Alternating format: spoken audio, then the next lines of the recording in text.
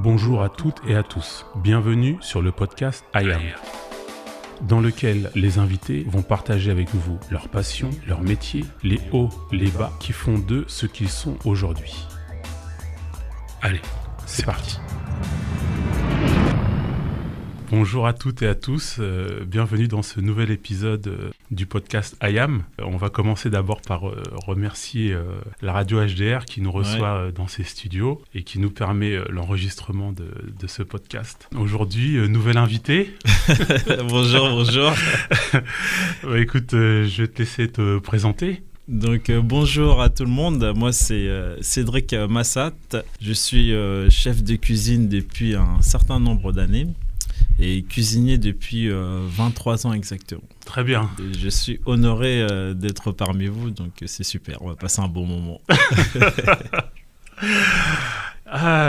Écoute, moi ça me fait très plaisir de te recevoir sur le deuxième épisode du podcast. Ici on a l'habitude de faire un petit retour sur l'enfance. D'accord. Donc tu es né où, quand je suis né où ? Je suis né au Congo. Ok. Exactement. Il y a de cela 39 ans. D'accord. Je vais sur mes 39 ans là cette année, donc le 30 août. Donc je suis né au Congo et je suis arrivé en Europe, en France exactement, le 4 septembre 99. D'accord. Période de la tempête.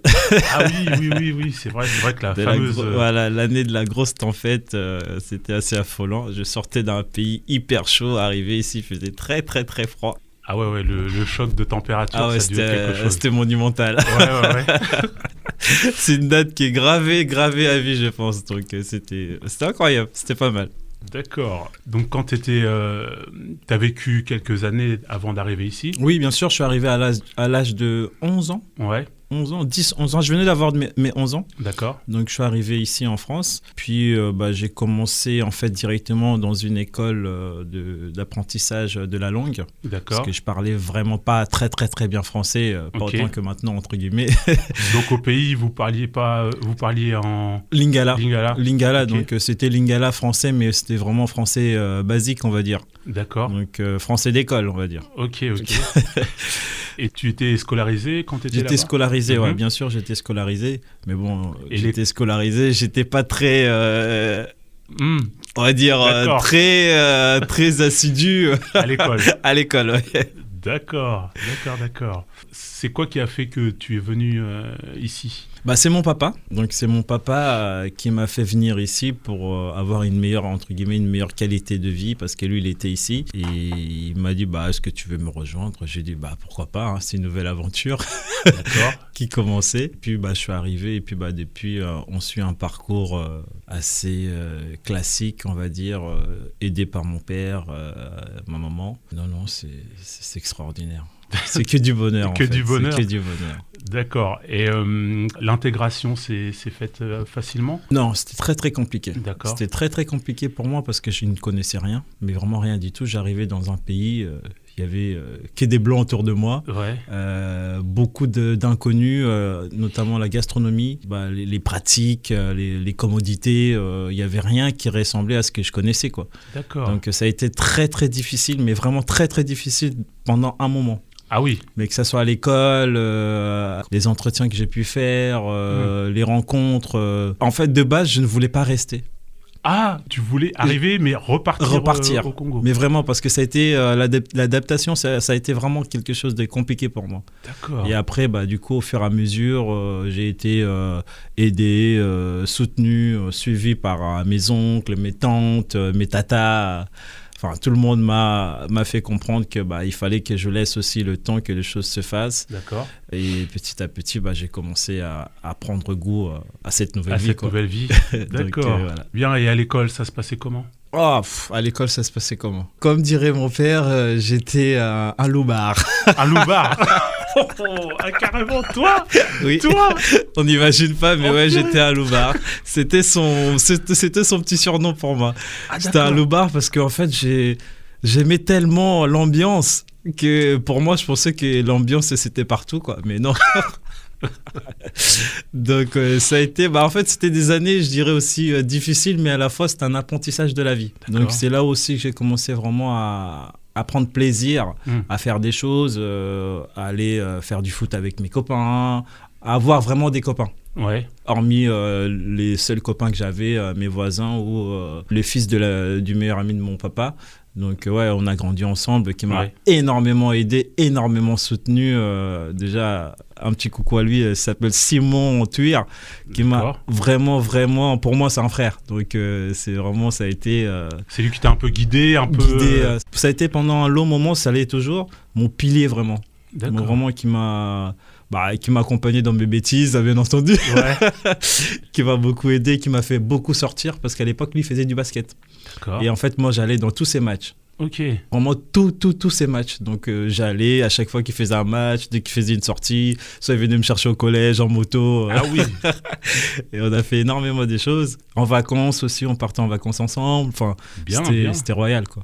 Et c'est là où vraiment j'ai commencé à m'épanouir, on va dire, entre guillemets. La partie du collège, c'était quand même extraordinaire. Hein. J'avais une prof, Madame Bada, elle s'appelait. Ouais. C'était une prof de français, qui est celle qui m'a vraiment aidé à apprendre un peu le français, parce que j'avais des cours soutenus à la fin. Ouais. Donc, chaque semaine, je crois que j'avais 2-3 heures de plus en cours de français un peu poussé pour réapprendre ou apprendre des bases de la langue française, quoi, tout simplement. Ouais. Donc, c'était une Ivoirienne, mais c'est la prof qui faisait peur à tout le monde. C'est vrai.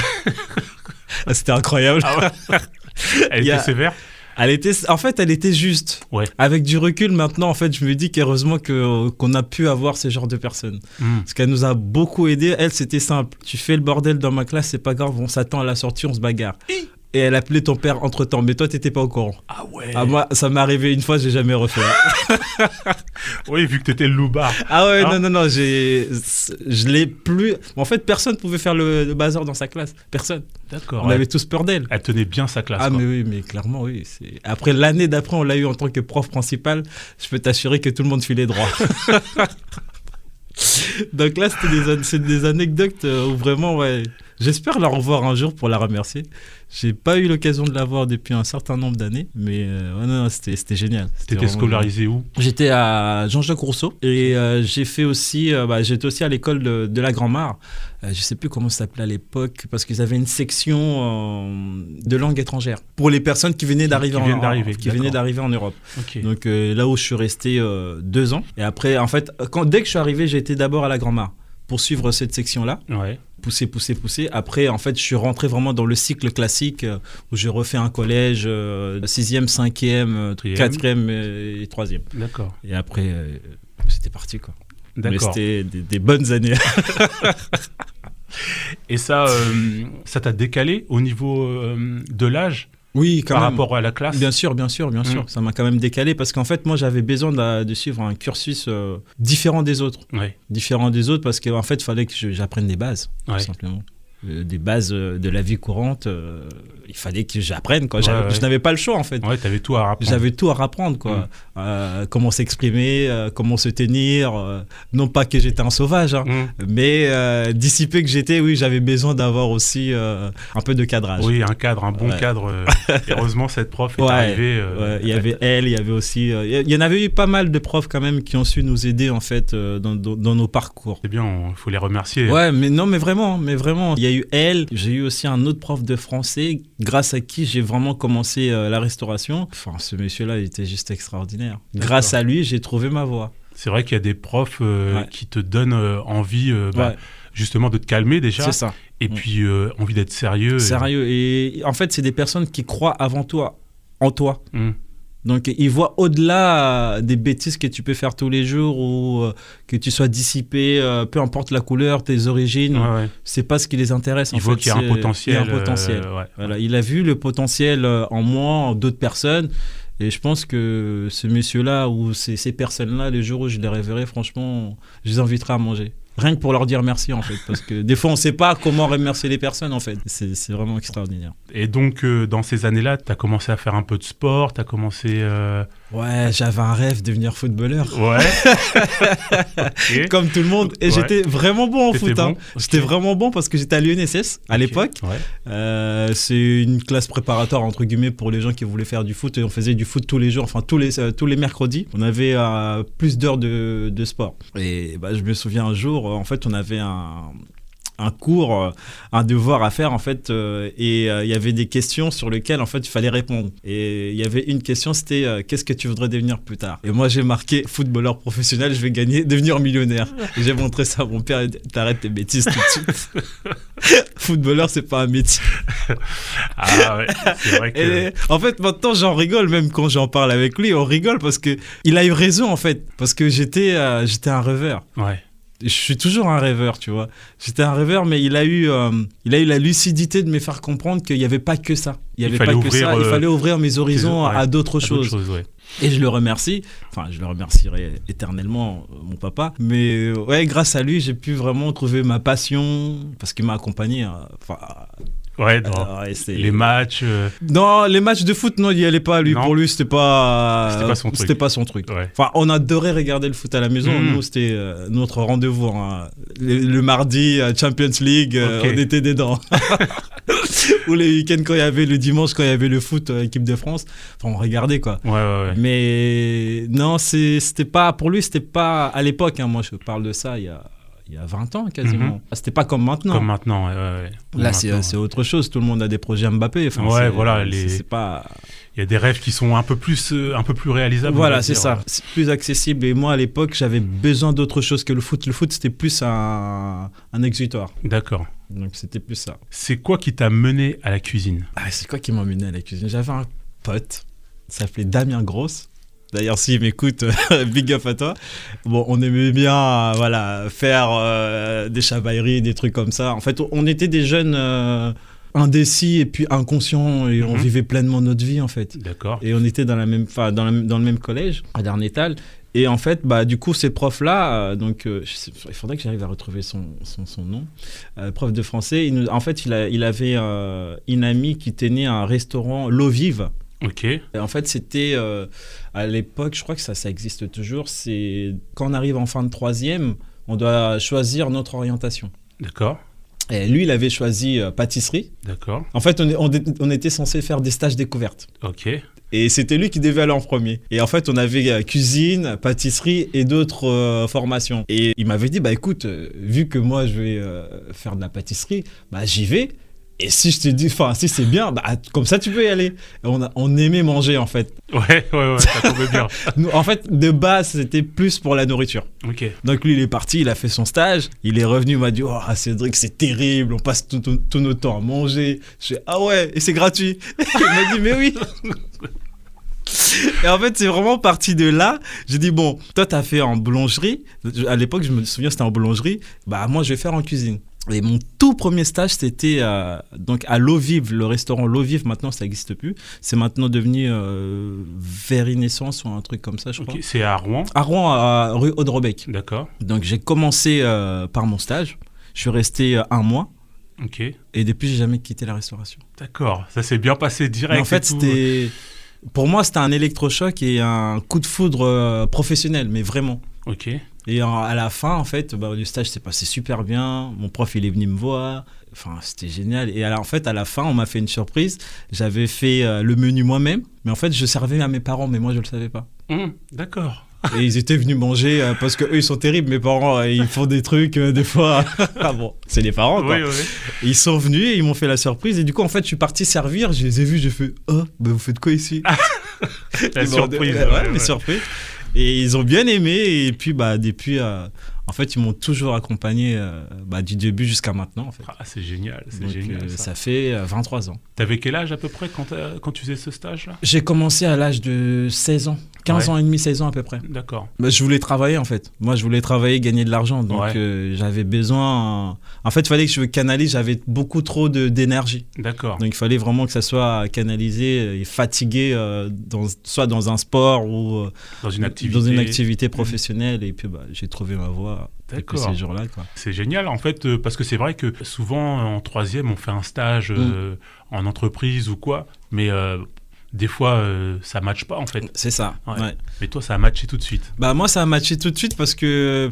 Après, il y a une chose importante à savoir aussi quand j'étais au pays, c'est que moi, j'étais toujours collé à ma grand-mère. D'accord. Et à chaque fois qu'elle faisait à manger, moi, j'étais toujours le premier à venir manger. J'étais, entre guillemets, son préféré. Bon, si mes cousins, mes cousines entendent ça, c'est pas moi qui l'ai dit. J'étais un peu son préféré, entre guillemets. Après, j'étais l'aîné. Ouais. J'étais l'aîné des petits-enfants. Donc, moi, j'étais tout le temps collé à elle.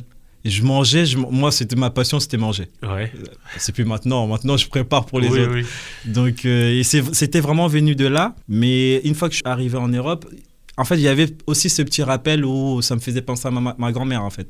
Donc, c'est vraiment une sorte de parallèle qui s'y sont rejoints, en fait, pour créer la personne que je suis, entre guillemets, quoi. Ah, c'est bien. Et chez toi, tu cuisinais aussi chez toi, déjà ? Pas du tout. Pas du tout. Ah, pas du tout. C'est mon père qui faisait tout. D'accord. Ah non, pas du tout. Ah non, moi j'étais un flemmard, pas possible. Ah ouais, non. Si, une fois, en fait, avant de commencer mon apprentissage, il me disait toujours, mais toi, c'est quoi ta vie à toi ? Je disais, je profite.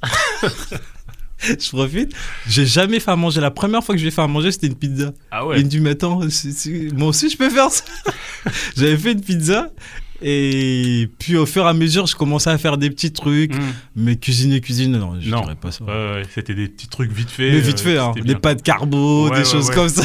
La base. Les bases, vraiment. D'accord, c'est marrant ça.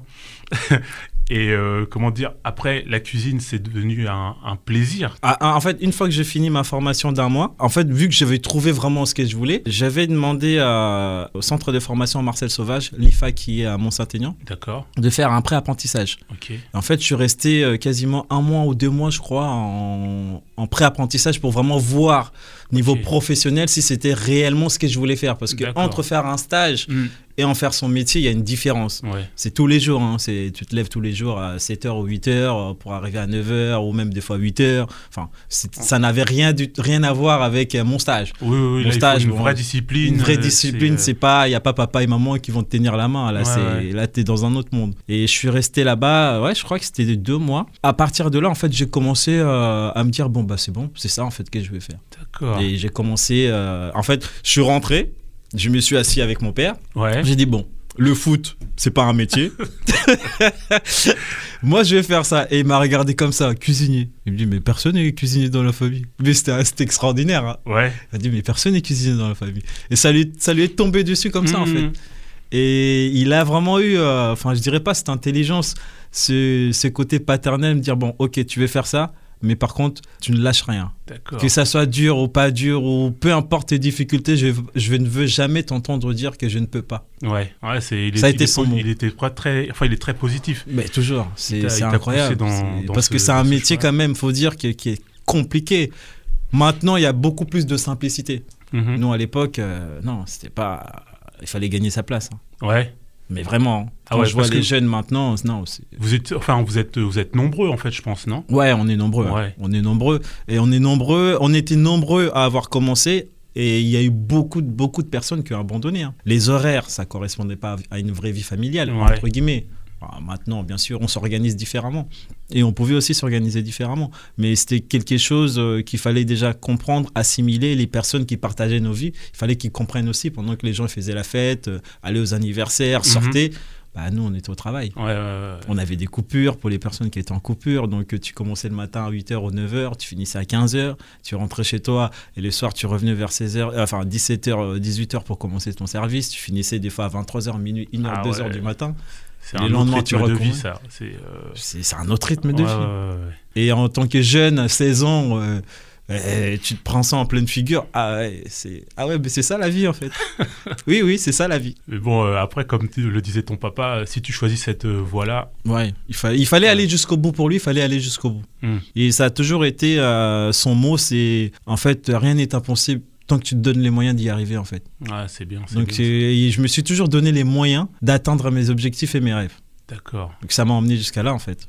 Donc, avec tout son aide, tout son accompagnement, des fois, il se réveillait tôt le matin pour venir me chercher, m'accompagner. C'est bien, ça. Ah ouais, non, moi, ma réussite, je le dois à mon père. Ouais. Enfin, mes parents. Enfin, pour moi, j'aurais pas pu faire ou rêver de vivre ce que je vis à chaque instant de ma vie sans eux. Bah ouais, parce que en plus, comme tu dis, ils se levaient tôt le matin pour te ramener. Tous les parents ne l'auraient pas fait. Non, ils pouvaient pas le faire. Ils pouvaient pas le faire. En fait, là, ça fait quelques temps. Bon, on va en reparler. Des fois, quand je m'assois, en fait, je repense à tout ce qu'on a traversé avec mon père. Je me dis, mais ouais, mais je souhaite à chaque enfant d'avoir cette chance, en fait. Parce que c'est tellement extraordinaire. On est toujours à reprocher à nos parents, oui, mais il veut pas me faire ci, il veut pas me donner ça, il veut pas me... Non, on pense pas à ce qu'eux, ils vivent, en fait, pour qu'on on arrive à réussir. Les sacrifices qu'ils font. Bon, toi, tes parents, j'ai pas à t'apprendre ça. Enfin, c'est juste incroyable, quoi. Non, c'est vrai que déjà, de sa condition d'enfant, de savoir reconnaître ce que les parents font, en plus, pour leurs enfants, en fait, c'est bien, parce qu'il y en a qui restent juste sur leur petite personne. C'est ça. C'est exactement ça. Et qui sont égoïstes, en fait. Mais vraiment, mais vraiment. Et on se rend pas assez compte et on leur dit jamais assez merci, en fait. Merci d'exister, tout simplement, en fait. On dit toujours, ouais, mais j'ai des regrets, mais il faut pas regretter pendant qu'ils sont là. Ah, bah, c'est clair. Tu vois, faut leur dire tous les jours. Tous les jours, je dis à mon père, oui, papa. Ah, c'est bien. Merci. C'est bien. Merci. C'est bien. Parce qu'il doit l'entendre, en fait. Oui. Tu vois, et maintenant, il participe un peu plus à mes projets. Dernier projet qu'on a fait, il était venu en cuisine avec nous. Enfin, je vis pleinement mon rêve avec eux, quoi. Enfin, c'est extraordinaire. C'est génial, ça. Et comment dire, donc là, tu rentres à l'IFA. Ouais. Après l'IFA, ça se passe Après l'IFA, ça a été compliqué aussi. C'est le côté aussi, on revient à l'école. Ouais. Ah bah oui, toi qui voulais quitter l'école. Moi, je voulais fuir tout ça. Donc après, c'était différent. Ouais. Donc on avait sur une semaine, on avait 2 jours de pratique. Ouais. Théorie et pratique. Donc pratique, c'était 100% cuisine le matin. Et l'après-midi, on avait 2 heures de tout ce qui est après pratique, donc la théorie. Sur tout ce qu'on avait appris, tout ce qu'on avait fait le matin. Ok. Et on avait des cours classiques, français, anglais, histoire géo. Enfin. Ouais, faut avoir un petit bagage quand même. Un petit bagage. Ouais. Fallait avoir un petit bagage. Ouais. Donc, ça s'est bien passé. En fait, vu que j'étais en alternance, j'ai beaucoup de mal à trouver l'alternance, énormément. Bon, après, il y a les conflits. C'est pas vraiment des conflits, c'est quand on commence en tant que jeune étranger, entre guillemets, on se rend compte de la réalité, de la dureté de la vie, en fait. La vie, ouais. Parce que moi, j'ai pu avoir des refus parce que je correspondais pas à un type de personne que les gens y recherchaient. Okay. Tout simplement, quand tu es jeune, tu te prends ça devant la figure, en pleine face. Ça te fait bizarre, en fait. En plus, toi, tu vas chercher ton truc, t'es motivé. Moi, je suis motivé plein de comme positivité jamais. et tout. Et en fait, on te met mais stop, quoi. C'est là où aussi que les parents sont importants parce que moi, j'étais préparé à tout ça. D'accord. Okay. Ouais, mais tu vas commencer à ça, tu vas rentrer dans ce monde-là. Certaines personnes sont comme ça, mais ils sont pas tous comme ça. Il faut faire la part des choses. Tu as été préparé. J'ai été préparé, moi, dès le début. Ouais. Moi, j'étais quelqu'un d'assez nerveux à l'époque et ça partait au quart du tour. D'accord. Donc, il fallait que je sois conscient que c'est risqué. Ouais. Tu peux pas te permettre de faire tout et n'importe quoi. Donc, les gens ne sont pas des punching balls où ils ne vont rien, ils vont pas répondre ou ils ne vont pas t'attaquer en retour, quoi. Donc, il fallait aussi que j'ai un cadre à la maison pour pouvoir aussi entamer ce parcours professionnel. Oui, et puis pour pouvoir te préparer aux éventuels refus bien sûr. Que tu pourras recevoir dans ton parcours. C'est ça, tout simplement. De la vie de tous les jours. Ouais. Que ce soit aujourd'hui, hier, demain, ça sera... Enfin, il y a eu du changement. Il y avait aussi des personnes... j'ai pu trouver un apprentissage. Mais ce portefeuille qui m'a fait, je dirais pas l'honneur, mais... qui m'a donné ma chance. C'était où ce premier apprentissage ? Le premier apprentissage, je l'ai fait, c'était à l'Entrecôte du Vieux-Marché. C'est place du Vieux-Marché. Oui. Donc à l'époque, ce monsieur-là, avec sa femme, ils avaient 2 restaurants, donc le Bistrot d'Arthur et l'Entrecôte du Vieux-Marché. Très connu. Ouais, très connu. C'est des personnes qui étaient implantées depuis des années et des années. Et c'est vraiment les personnes qui ont vraiment cru en moi. Ils m'ont accompagné, mais vraiment le plus loin possible. Ouais. Donc après qu'ils m'ont redonné du boulot derrière. D'accord. Une fois que j'avais fini mes examens, tout, les CAP, BP, tout ça, enfin, c'était incroyable. Donc tu es passé par quoi en fait comme, CAP. Ouais, ok. CAP, BP. Une fois que les examens étaient validés, il fallait trouver du travail. Donc 2 ans d'apprentissage. Au début, je voulais faire un cursus supérieur. Je me suis dit, bon, s'il faut se retaper encore des cours de français, des cours d'anglais, histoire géo, non, c'est pas fait pour moi. D'accord. Moi, c'était le travail. C'est là où j'ai trouvé en fait que j'étais bon en quelque chose, c'était vraiment ça. Je me suis dit, en fait, non, il faut continuer en fait. Faut continuer, ouais. Du coup, avec dans le centre en fait donc, de l'IFA, j'ai pu rencontrer des personnes de l'extérieur. Donc il y en a qui venaient d'Yvetot, d'autres du Havre. En fait, c'était vraiment plusieurs. Oui, ça venait un peu de partout. De partout en fait, quoi. Et une fois qu'on a fini nos écoles, chacun de son côté, moi, c'était soit je recommençais directement un travail, ou je me suis dit bon, pourquoi pas aller trouver d'autres expériences. Et j'avais un copain qui était avec moi dans la même classe. Lui, il était dans un restaurant, mais qui était spécialisé dans des événements. D'accord. Donc type mariage, baptême, des choses comme ça, mais un peu haut de gamme. Okay. Et à l'époque, ça s'appelait le WAB. C'était au Havre, je crois. C'était au niveau des docks, je crois. Oui, ouais, d'accord. Le WAB. C'était dans une ruelle. J'essaie de me souvenir, dans une ruelle où il y avait pas mal de boîtes de nuit. Oui, il y a une rue comme ça au Havre. Voilà, c'est ça. Ouais. C'est exactement ça. Ouais. Et il y a longtemps, il y a plus de 15 ans maintenant. Ouais. Donc, et il m'a dit, ce truc, viens 3, 4, 5 mois. Comme ça, tu restes à la maison. Moi, je connaissais ses parents, en fait. D'accord. On était vraiment potes. Tu restes à la maison, t'as pas de loyer à payer, et puis je te fais rentrer dans mon truc. Et je suis rentré là-bas, j'étais super bien payé. Moi, j'avais vraiment aimé. Et, par contre, des heures, on en faisait. On faisait vraiment des heures. Genre, nous, on commençait le matin à 8h. On faisait pas de coupure. En fait, on faisait des pauses. Genre une pause d'1 heure ou 2 heures. Mais vu que lui, il était à côté, ses parents habitaient à côté, donc c'était pratique, quoi. Donc tu rentres, tu te reposes et puis tu reviens. Et on finissait, et des fois, il était 4, 5, 6 heures du matin. Ah ouais, donc là, c'est un sacré rythme. Là, ça change de l'école. Là, ça changeait complètement du rythme, mais complètement. Et c'était bien parce que j'aimais beaucoup, en fait. Là, t'es dans la réalité de ton travail. Mais la réalité, j'ai dit, mais non, mais c'est carrément bien. Et je suis resté 6 mois là-bas. Et je suis revenu sur Rouen. Une fois que je suis revenu sur Rouen, j'ai commencé, en fait, mon ancien chef avait ouvert son restaurant. D'accord. Donc le restaurant, c'était rue Sainte-Croix-de-Pelletier. Maintenant, c'est devenu la Galerie. D'accord. Je vous parlerai aussi de la Galerie. Et c'était là, en fait. Il s'appelait Cédric Ledinf, qui m'a beaucoup aidé. Lui, tu l'as trouvé comment ? C'était mon chef d'apprentissage. Ah, d'accord. C'était mon chef d'apprentissage. Il était à l'Entrecôte. Il te connaissait un peu. Il me connaissait déjà. Ouais. Il me connaissait déjà. Parce que c'est vrai que c'est beaucoup de relations après. C'est que des relations. Ouais. Dans la restauration, 70%, c'est que des relations. Que je suis revenu. Il m'a proposé un poste de second. Je lui ai dit, ouais. Fallait que je me trouve un petit appart.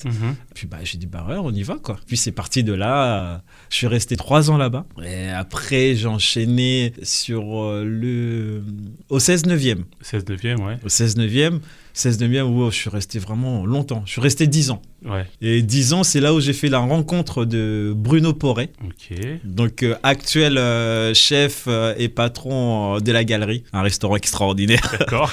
Qui a vraiment été une sorte de mentor pour moi. Qui m'a vraiment. Il a su me canaliser, en fait. Ouais. Toute cette énergie, il a su. Toute cette énergie, vraiment.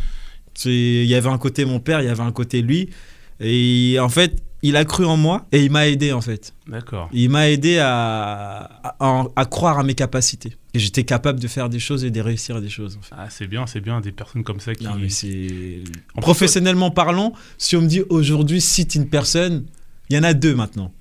Cite 2 personnes sur qui, où tu diras, oui, j'en suis là grâce à eux, ça sera lui. Et puis un autre monsieur, paix à son âme aussi, c'est...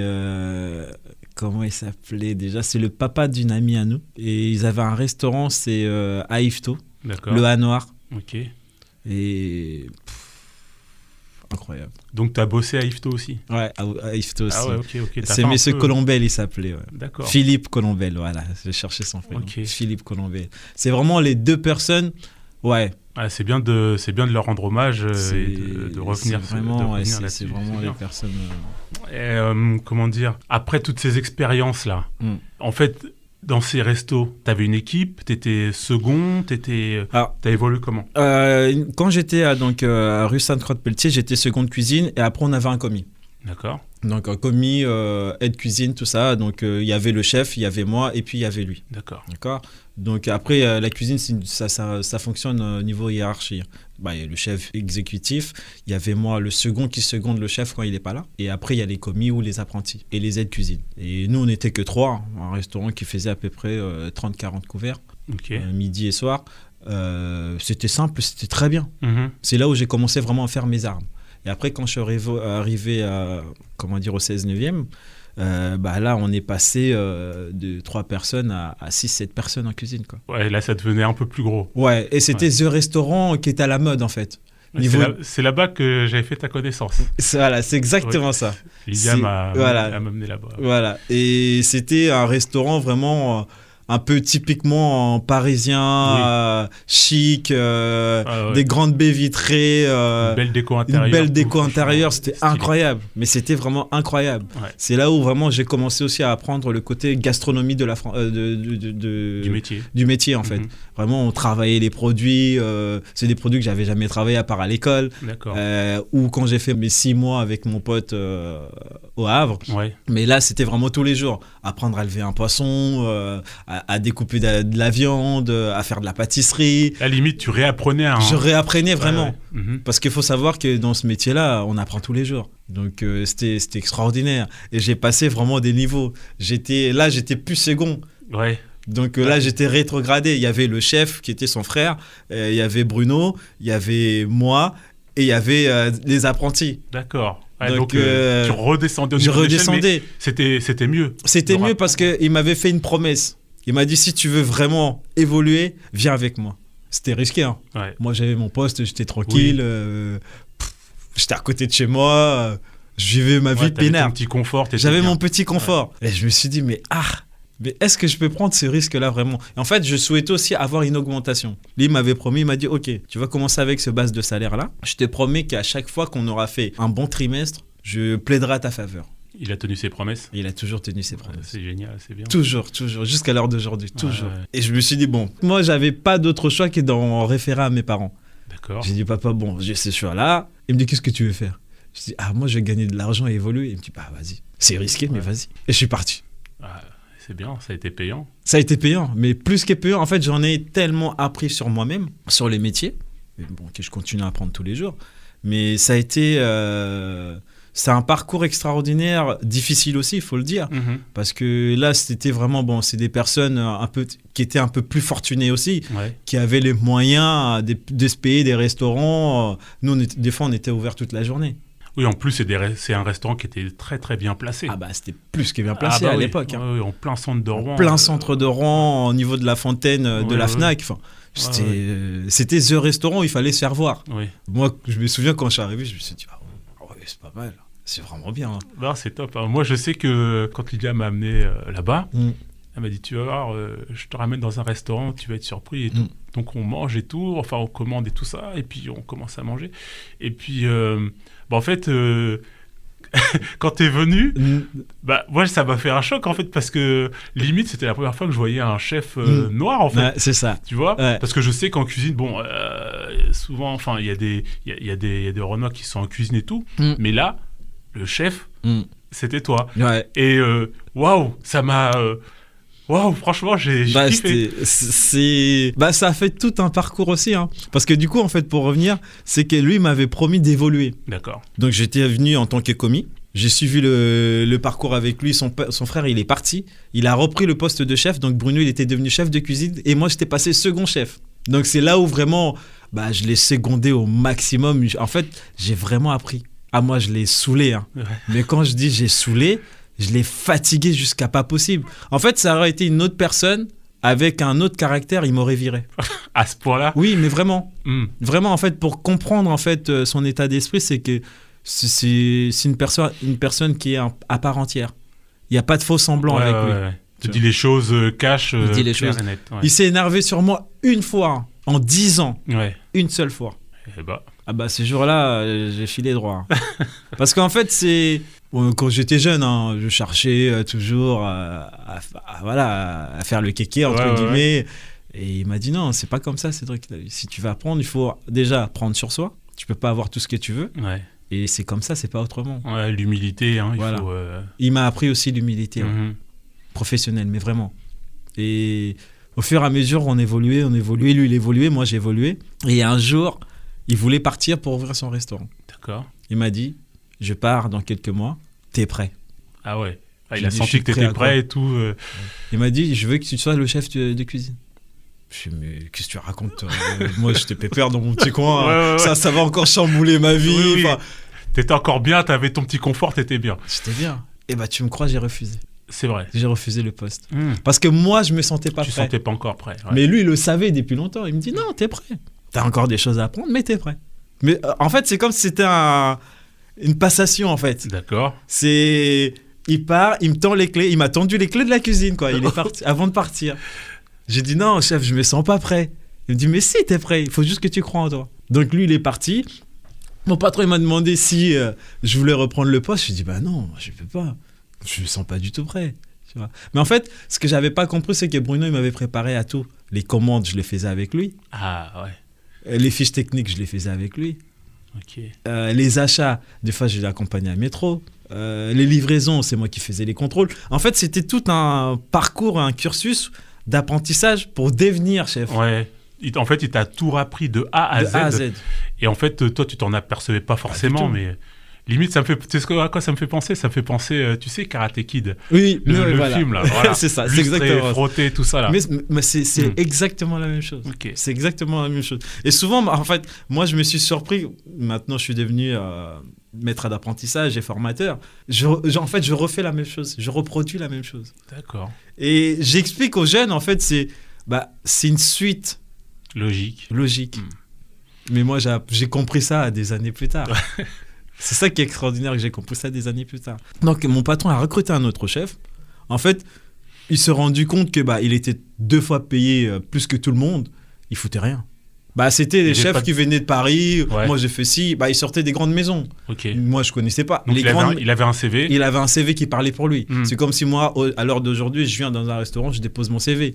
Mon CV parlera pour moi. D'accord. Parce que j'ai les expériences, j'ai les lieux, les connexions, les connaissances, tout ce qu'on veut dire. Et il est arrivé, il m'a dit, bon, moi, j'aime travailler comme ça. Je dis, ok, c'est vous le chef. Okay. En fait, lui, il venait, il faisait les menus, il faisait les tests, les premiers services, après il partait. En fait, c'est moi qui gérais tout. D'accord. Avec mes équipes, enfin, les équipes qu'il y avait à l'époque. Donc, 1 fois, 2 fois, en fait, au bout de 3, 4, 5 mois, j'ai commencé à craquer. J'ai dit, en fait, non. Si c'est pour gagner autant, que ça soit nous qui faisons tout, autant que moi je gagne ça. Voilà, et que tu sois pas là. Ouais. Et que tu cèdes ta place. Et en fait, si le conflit a commencé à partir de là avec ce chef-là, humainement, c'était une bonne personne. Professionnellement, je ne pouvais pas travailler avec lui. D'accord. J'ai dit à mon patron, c'est soit c'est lui qui part, ou soit c'est moi. Et à l'époque, en fait, c'est là où, des fois, en fait, comme on dit, la patience est une vertu, entre guillemets. C'est que mon patron avait oublié que j'ai été, entre guillemets, un pilier aussi du restaurant. J'étais un peu, entre guillemets, maintenant je peux le dire aujourd'hui, avec le recul, c'est que j'arrivais à fédérer les gens autour de moi. D'accord. Et ils m'ont tous mis des bâtons dans les roues quand ce chef-là est arrivé. Ah, okay, mais tout le monde voit, mais la mauvaise ambiance c'est à cause des Cédric, tout ça. Ah ouais. Et moi j'ai appris ça quand on faisait les réunions. Je dis, mais qu'est-ce qui se passe ? Je découvre aussi l'autre aspect humain de l'être humain. Donc, un choc, je me suis dit, en fait, les gens, ils sont comme ça. Ils se sont tous retournés, quoi. Tous retournés. Parce qu'il leur a fait des promesses. Et ce qu'ils oubliaient, ces gens-là, c'est que quand ils venaient chercher les plats, c'est lui qui les faisait chauffer exprès pour qu'ils se brûlent. Et moi, je leur préparais des torchons, des litos, des choses comme ça pour pas qu'ils se brûlent.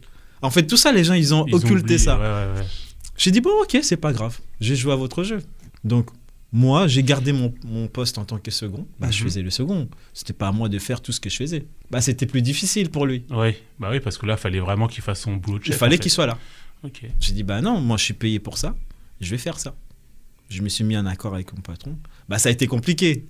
Oui. Il est resté 3 semaines après. D'accord. Il est parti de lui-même. Ok, il a vu que c'était pas la même histoire. Et pas du tout.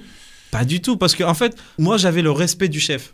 Et moi, les gars, ils suivaient en fait. Ouais. C'est comme ça, c'est pas autrement. Moi, des fois, le chef, il m'engueulait parce qu'on faisait du n'importe quoi. Donc, ce qui est normal. C'est pas parce que je suis second ou je fais de la merde, entre guillemets, je fais de la merde, quoi. Bref, donc il est parti. Et après, là, je me suis dit, non, je vais prendre ce poste-là. Je l'ai pris. Ok. Je l'ai pris bien fort. Donc là, il t'a reproposé. Il m'a reproposé. Okay. Il m'a reproposé. Il m'a dit, bon, du coup, on fait quoi ? Tu prends, je recrute quelqu'un d'autre. Je dis non, on va essayer. On a essayé sur 1 mois. Il a vu que ça marchait plutôt bien. Et puis c'était parti comme ça. Et là, ton équipe, comme il s'était un peu retourné contre toi, c'était comment ? Ils se sont rendus compte que j'étais pas vraiment le fautif dans l'histoire. Parce que juste, je me laissais pas faire. C'était ça le problème. Ouais. Mais je pouvais pas me laisser faire, j'avais trop galéré pour en arriver là en fait. C'était hors des questions. Ah là là là. Donc, voilà quoi. Ok. Donc tu restes combien d'années, t'as dit ? En gros, là-bas, je suis resté 12 ans. Au 16-9e, je suis resté 12 ans. Donc, les 5 premières années, c'était avec Bruno, donc tout ça. Lui, il est parti. Après, il y a eu tout ce parcours que je vous ai expliqué. Et puis, moi, j'ai pris le poste jusqu'en 2017. Ok. Donc, de 2007 ou 2008 jusqu'en 2027. 2017. Et qu'est-ce qui fait qu'après, ça s'est arrêté ? Ça s'est arrêté parce que je ne m'entendais plus avec le patron et je voulais aussi, développer mes propres projets. D'accord, c'est là que tu commences à avoir des autres idées. C'est là où je commence à avoir les idées de faire du domicile. En fait, je voulais créer mon concept. Ton concept, ouais. Donc, c'est là où est né la TOC. Et ça t'est venu de quoi ? C'est quoi qui a fait ce déclic ? Grâce à vous.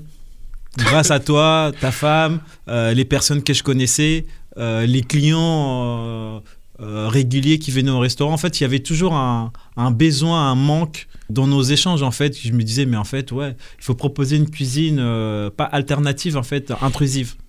Ok. Créer, travailler mes origines, tout simplement. Je suis passionné par la culture asiatique. Donc, moi, l'Asie, pour moi, c'est... Alors, l'Asie, pourquoi l'Asie ? C'est parce que j'aimais beaucoup les sports de combat. D'accord. J'en ai pratiqué pendant des années. Ouais. Et comme tout le monde, Jackie Chan, Bruce Lee. On a tous les mêmes bases, là. Voilà, mais c'est ça, en fait, moi, c'était vraiment mon dada. Et après, il y a eu la culture niveau gastronomie, des choses comme ça. Et je me suis dit, mais pourquoi on n'est pas créé une fusion autour de ça, en fait ? Bien. Donc, c'est vraiment là où j'ai commencé à dire, la TOC. J'ai commencé à chercher le nom. Ouais. Et en fait, j'ai une amie... ses parents voulaient fêter leur anniversaire. Leur fille, donc une amie à moi, elle m'a dit pourquoi vous demandez pas à Cédric ? Ouais. Et du coup, le premier test, c'était chez eux. Ok. Après, c'était toi. Oui. Après, en fait, mes premiers vrais clients en domicile, en tant que chef à domicile, c'était toi et ta femme. D'accord, ok. Eux, c'était vraiment une expérience. Pour moi, c'était un peu comme si c'était des amis qui me disaient viens faire à manger pour nous, on te paye pour ça, en fait. Tu vois, il n'y avait pas encore cette réflexion de me dire j'étais chef confirmé. Pour moi, j'étais un cuisinier qui débutait. Tu venais faire la cuisine. Voilà, c'est ça. Ouais.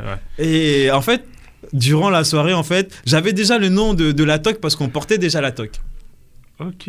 Et voilà, en fait, c'est ça. Et puis, en fait, durant les échanges que j'avais avec ses parents, ils m'ont dit, mais en fait, t'as un bon chef avec ta TOC. J'ai dit, mais en fait, ouais. Le nom, il est tout trouvé. Le nom, il est tout trouvé, en fait. Ouais, c'est génial. Ouais. Et puis, on a commencé à se poser, à réfléchir et tout. Et c'est là où vraiment j'ai commencé à me référencer. Lydia m'a appelé. J'ai dû cuisiner 2 ou 3, 4 fois pour vous. Pour nous, ouais. C'est vraiment là où j'ai commencé vraiment à faire mes armes. Bon, mais vraiment.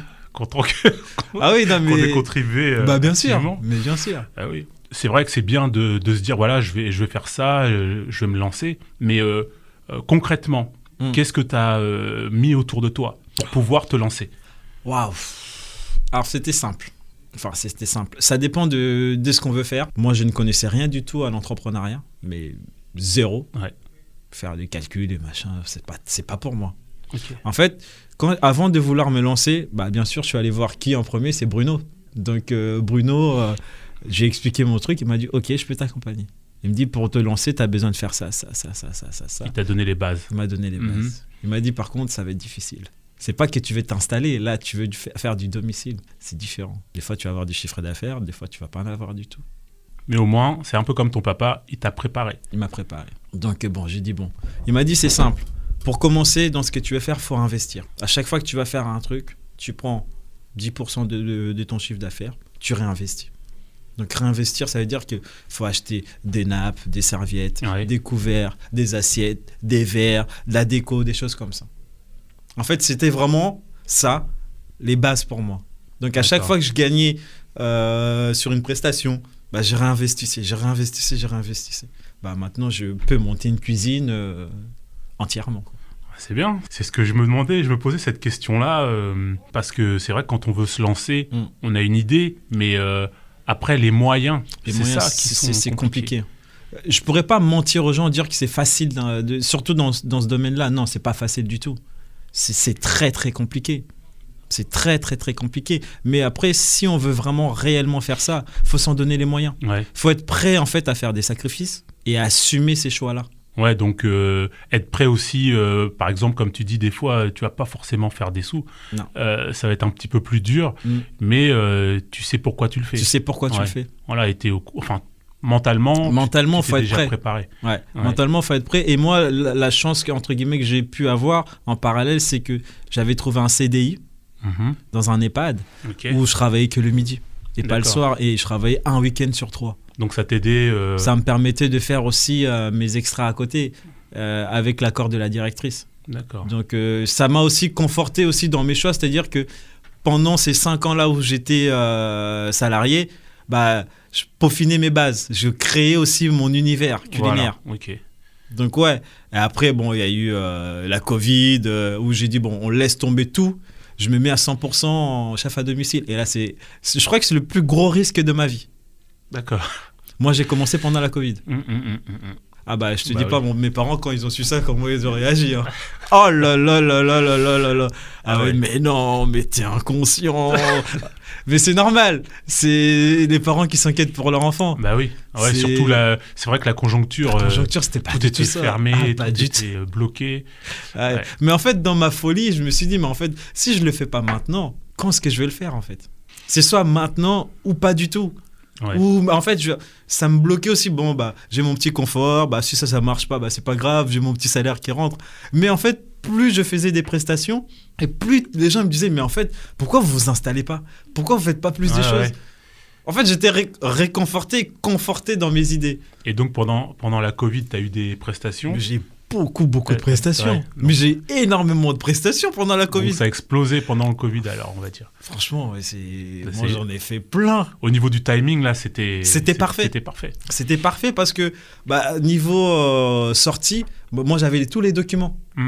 D'accord. Moi, je pouvais sortir par rapport à mon travail, je pouvais me déplacer facilement. Oui. Donc, vous êtes accompagné de combien de personnes? 2 personnes avec mes équipes. On faisait nos tests, tout le monde était sécurisé. Enfin, c'était génial. J'ai vu ma best life pendant la Covid. Pendant la Covid.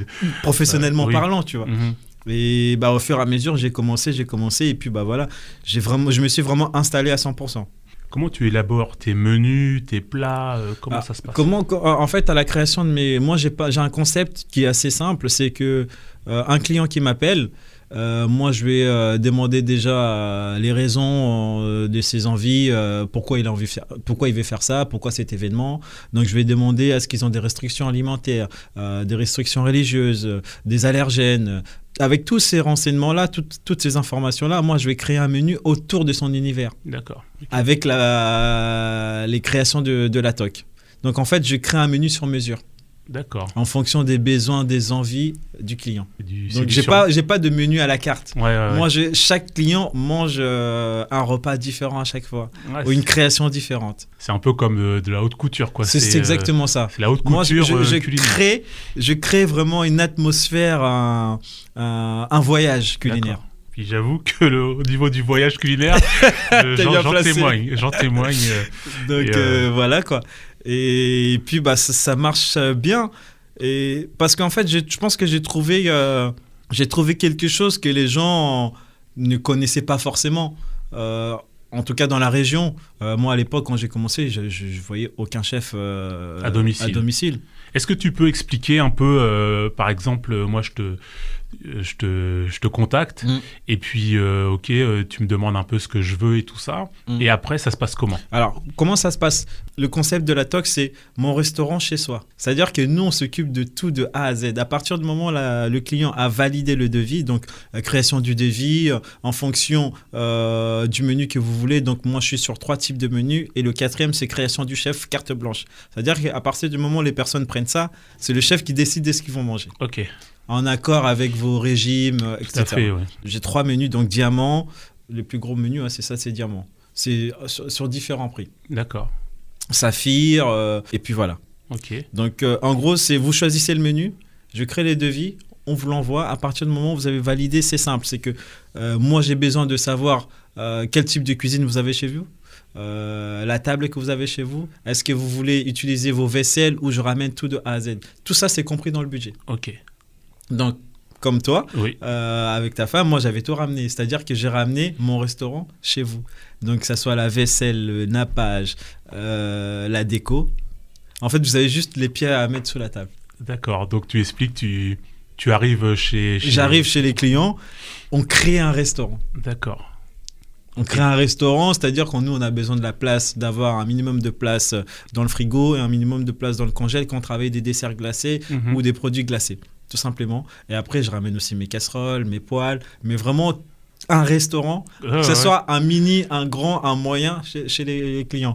On vient, la cuisine, elle est propre, on part, c'est comme s'il n'y avait jamais eu personne qui était là. Mais franchement, c'est impressionnant. Moi, je le dis parce que je sais comment ça se passe, mais franchement, c'est très, très impressionnant. Quand on te voit arriver avec, comme tu dis, toutes tes casseroles, enfin, tout le matériel. Le matériel qu'il faut. Et là, on se dit waouh. Et tu reproduis une cuisine de restaurant, tu reproduis une salle de restaurant dans notre salon. C'est ça. Et franchement, c'est une ambiance en fait. Oui. Et c'est là où je m'éclate le plus parce que je fais pas tous les jours la même chose. Ouais, c'est 4 fois que je suis venu chez vous. 4 fois, vous avez mangé différemment. Ouais, 4 fois différemment. Ouais. Et puis c'est un vrai voyage en plus. C'est un vrai voyage. Ce que j'aime bien, c'est tu sais, quand tu viens et que tu expliques les plats. Voilà. Mais en fait, c'est aussi l'introduction. C'est que moi, je pars du principe où quand je mange dans un restaurant, il faut que je sois dans cette atmosphère où, waouh, c'est comme un nuage en fait. Ouais. Je voyage avec le parfum, le goût, les odeurs, des choses comme ça. Et moi, je me suis dit, il faut que j'applique ça en fait dans ma conception. Dans mes éphémères, c'est qu'à partir du moment où je crée le menu, il faut que j'arrive à expliquer ce qui m'a poussé à créer ça. D'accord. Pourquoi avoir choisi ces produits-là ? Et il faut que j'arrive à trouver les moyens le plus simples possible en faisant voyager les clients pour leur expliquer en fait ma conception et la folie qui se passe dans ma tête. Ah ben oui, mais franchement, c'est un gastro à domicile. Voilà. Franchement, je le conseille vraiment à tout le monde. Franchement, c'est hallucinant. Et comme tu dis, c'est un vrai voyage parce que on est chez soi, mais en fait, on n'est plus chez soi. Non. On est assis sur notre table, mais la façon dont tu décores les choses et tout, eh ben, ça nous transporte en fait. Voilà, enfin, je m'en lasse pas quoi.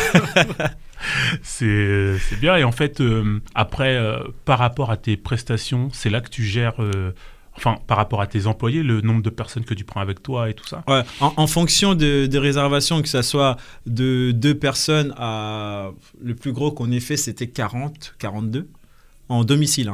42. Ça définit aussi le nombre des personnes qui m'accompagnent, que ce soit en cuisine ou en service. D'accord. J'ai un responsable maître d'hôtel, j'ai des cuisiniers, commis, des cuisiniers pour moi, mais c'est mes collaborateurs. Hein. Moi, il n'y a pas de titre dans ma brigade, on est tous des collaborateurs. Okay. C'est pas parce que je suis chef ou patron ou quoi que ce soit, non. Pour moi, ils collaborent avec moi. Oui. Ils ont aussi leur mot à dire. Donc, ça peut être de 2, 3, 4, 5 personnes, que ce soit en service ou en salle, en cuisine ou en service. Donc, ça dépend vraiment. Alors, ça dépend aussi du type de menu. J'ai des menus sur 2, 3, 4, 5 services. Donc, qui dit 2, 3, 4, 5 services, une seule personne ne peut pas tout gérer. C'est pas possible. Voilà, parce que comme tu as pu le remarquer, nous, on change les couverts au fur et à mesure, on change les assiettes. Donc, sur un menu, tu peux avoir 2, 3 assiettes différentes. Donc, une pré-entrée, une entrée, c'est un plat. C'est ça qui est bien à expliquer, parce qu'on ne s'imagine pas forcément... Pas du tout. En fait, c'est tout ce package, ça permet, ça justifie aussi les tarifs. Où des fois, les gens vont dire « Ouais, mais c'est un peu élevé ». Non, vous faites venir un chef à domicile chez vous. Tout le monde ne peut pas se permettre ça. C'est ça. Donc, en fait, moi, je déplace ma brigade, mon restaurant chez vous. Donc, ça a un coût, que ce soit au niveau logistique, matériel. Moi, tout ça, ça doit être préparé en amont. Moi, je dois faire des recherches. À partir du moment où vous réservez chez moi, ça ne s'arrête pas à ça. Moi, c'est là où tout le travail commence. Donc, moi, je vais aller voir mes collaborateurs avec qui je travaille. Donc, ça peut être niveau légumes, niveau viande, niveau poisson. Leur demander aussi des idées. J'ai eu l'idée de travailler ce produit-là de cette façon-là, de cette manière-là. Dire, ah, bah ça, c'est bien. Mais tu peux aussi faire ça comme ça. Ouais, On a reçu un nouveau produit qui vient de rentrer. Ah. En fait, c'est toute une recherche, toute une élaboration de la carte qui est assez poussée. Au-delà de ce que les gens ils imaginent. Donc, à partir de là, moi, je reçois les légumes, la viande ou le poisson, bah, je crée le menu. Le menu ne tombe pas du ciel, donc il faut créer. Il faut le créer. Il faut avoir les bases pour créer tout ça. D'accord. Et les personnes qui bossent avec toi, tu les recrutes comment ? Alors, c'est certaines personnes avec qui j'ai déjà travaillé, que ce soit en service ou en cuisine, ou d'autres personnes que c'est par les biais des connaissances, des choses comme ça. Un peu comme ce qu'on disait tout à l'heure, c'est un milieu... c'est un milieu assez fermé. Assez fermé. Mais tout le monde se connaît. Mais tout le monde se connaît. Ouais. Donc, tu peux travailler avec un tel. Voilà, j'ai un tel qui a un bon CV, il bosse bien, bah, je le prends. On fait un essai, bah, si ça matche bien, bah, voilà, il fait partie de la brigade ou elle fait partie de la brigade pour la suite, quoi. Et vraiment, en fait, l'avantage, c'est des personnes qui travaillent que le midi la plupart du temps. Ou en coupure. Et nous, nos prestations, c'est prêt à l'avance. On le sait en avance. Oui. Un mois minimum, c'est 2 semaines. 2 semaines, le minimum, c'est 2 semaines à l'avance parce que c'est le temps aussi que moi, je crée la carte. Le temps de créer la carte. Déjà, le menu, le devis, ça prend du temps. Les gens, des fois, ils n'imaginent pas, mais pourquoi il faut appeler un mois à l'avance ? Mais en fait, vous avez une vie.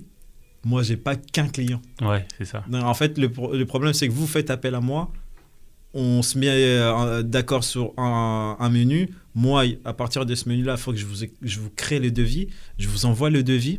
Il faut valider le devis. Ouais. Il y a toute une procédure. Donc, et ça peut prendre 4-5 jours comme ça. Ouais, et 4-5 jours, bah, dans une semaine, vous avez autre chose à faire aussi. Vous n'y pensez pas forcément. C'est pour ça, des fois, quand je dis aux gens, non, il faut s'y prendre vraiment à l'avance, bah oui, il faut s'y prendre à l'avance. Non, puis c'est quelque chose de, on va dire, exceptionnel. Donc c'est exceptionnel, c'est du haut de gamme. Préparer bien sûr. À l'avance. Bien sûr, à l'avance. C'est un événement qu'on crée de A à Z. Ouais, tout à fait. Et comment dire, je me souviens que la première fois que tu étais venu, tu n'avais pas forcément le permis. Ah c'est toujours le cas. Tu n'as toujours pas passé ton permis. En fait, le permis, c'est compliqué pour moi. Les gens, ils ne vont pas comprendre pourquoi un chef à domicile qui n'a pas le permis. Alors, j'ai un problème avec ça. Ça fait un moment que j'essaie de passer mon permis. Mais en fait, à chaque fois que je vais, j'ai réussi à avoir le code tout. Je commence la conduite. Mais à la fin, ça me fatigue. En fait, ça me fatigue tellement pour moi. Les gens, ils vont pas comprendre, à dire ouais, mais non, mais c'est une perte de temps pour moi. Parce qu'à partir du moment où je suis là, je peux pas travailler. Alors que j'ai besoin de ce moyen-là pour avoir plus. Mais c'est. Donc dans tes collaborateurs, tu as des personnes. Oui, toujours. J'ai des gens sûrs. Ils savent qu'à chaque fois qu'on a une prestation, après aussi, c'est une discussion entre nous. Il y a une rémunération en fonction de leur échelon, de leur. Parce que c'est super important. Bien sûr. Comme tu as du matériel à transporter bien sûr. Et tout. Bien sûr. Et puis là, je suis toujours dedans. Là, l'objectif, c'est de l'avoir. Alors, chaque année, je dis que c'est mon objectif et chaque année, c'est compliqué. Moi, je pensais franchement que depuis, tu l'avais. Disons, la dernière fois qu'on s'était croisés, quand on avait eu le... Oui. Voilà. J'étais dedans. D'accord. J'avais fait 15 heures, mais il me restait peut-être 10 heures. J'ai craqué. Et t'as craqué. J'ai craqué. T'as pas poursuivi. Et en fait, le temps, il passe tellement vite, j'avais oublié que c'était ma dernière année. Parce que le permis, enfin, le code, c'est sur 3 ans ou 5 ans, je sais plus. Oh, je sais plus. Mais oui, après, arrivé un moment... oui, c'est plus valable. Il est plus valable, ouais. Et moi, en fait, c'était ma dernière, et j'ai dit, mais non, il faut que je repasse tout. Donc là, je vais faire j'ai commencé un truc en accéléré. Écoute, comme ça, au moins... Là, il faut que tu écoutes ton papa. Comme ton papa, il disait... lui, il est fatigué de ça. Non, mais... Au début, quand tu as commencé, tu as dit, si tu commences, tu finis. Il faut aller jusqu'à la fin. Donc le permis, il faut que tu ailles au bout, c'est important. Oui. Et comment on fait pour te joindre ? Est-ce que tu as un site internet ? J'ai un site internet, c'est Latoc Concept. Ok. Vous allez dessus, vous allez voir tout ce qui se passe, tout ce que je propose et tout ce qu'on est en train de mettre en place. Ou sinon, directement... Donc Latoc, tu peux épeler ? Latoc, c'est L-A-T-O-Q. Avec un accent circonflexe. Donc, tout attaché. D'accord. Vous tapez Latoc, vous allez voir, ça va vous emmener...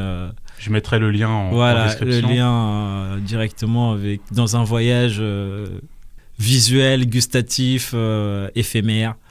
Ou sinon sur des réseaux sociaux, Instagram, Facebook, vous pouvez me trouver aussi dessus. Tu arrives à t'octroyer des vacances ou tu es, on va dire, victime de ton travail? Alors, oui et non. Oui et non. J'ai choisi aussi de me mettre à mon compte pour vivre pleinement les choses. C'est-à-dire que moi, l'avantage que j'ai, c'est que c'est uniquement sur réservation. Okay. Et à côté aussi, je suis en collaboration avec d'autres entreprises où je viens faire des remplacements en tant que chef. Et aussi, en parallèle, je crée aussi des menus pour des restaurants. D'accord. En fait, je fais des ouvertures des restaurants, c'est-à-dire que moi, je forme toute la cuisine. En fait, je forme les cuisiniers au service, on crée les menus, on fait les essais, on fait les tests, on valide et je fais les pré-ouvertures des restaurants. Ça peut être un restaurant, un café, un bar où il y a de la restauration. Je fais ça aussi. Et à partir du moment où tout est validé, en fait, moi, je viens, je vous laisse tout en main, après, je pars. D'accord. Pour revenir aux vacances, je peux prendre des vacances entre guillemets quand je veux. J'ai cette liberté-là, mais moi je préfère moi mon dada c'est le travail. C'est le travail. Mais je me suis accordé quasiment 1 mois de vacances avec ma famille l'année dernière, ou il y a 2 ans je crois. C'était extraordinaire. Ouais, il faut réussir à avoir des coupures aussi, c'est important. C'est important en fait parce que le temps passe hyper vite et après on n'a que des regrets. Donc moi dès que je peux, je prends une pause. J'en prends pas souvent parce qu'il faut savoir aussi, moi je suis dans mes débuts. Donc c'est assez récent. Officiellement, la TOC existe depuis 5 ans. Officieusement, la TOC existe depuis 5 ans, mais officiellement depuis 1 an que je suis passé en entreprise SARL. D'accord. Donc c'est 1 an d'existence. Oui. Donc il y a tout à faire en fait. Ouais. Il y a tout à mettre en place. C'est encore un autre commencement. Là, c'est un autre level. C'est-à-dire que là, je suis passé vraiment... aujourd'hui, on m'appelle patron. Mais pour moi, je suis patron de rien en fait. Mais si. Ouais. Mais si, tu as un concept, ça t'existe quelque part. Donc c'est différent. Là, c'est les associés, quand je dis associés, les collaborateurs ou les personnes qui m'accompagnent, c'est différent. Nous, on crée nos propres événements aussi. Ça veut dire qu'on loue un lieu vide et on monte un restaurant dessus. Je prends l'exemple de la Bodega avec qui on a collaboré sur 4-5 événements. D'accord. C'est-à-dire que la Bodega nous laisse le bateau, nous on crée un événement éphémère. Tu peux expliquer ce qu'est la Bodega? La Bodega, c'est un bateau qu'on peut louer pour différents événements qui se trouvent sur les quais rive droite. Les quais de Seine à Rouen. Quai de Seine à Rouen, très charmant, bel endroit, mais vraiment extraordinaire, avec qui j'ai eu les opportunités de bosser avec eux. C'est juste extraordinaire. Et donc toi, tu arrives et tu retransformes... Je retransforme tout. On a créé le dernier qu'on a fait. L'année dernière, on ne l'a pas fait parce que c'était une année un peu difficile et morte pour nous.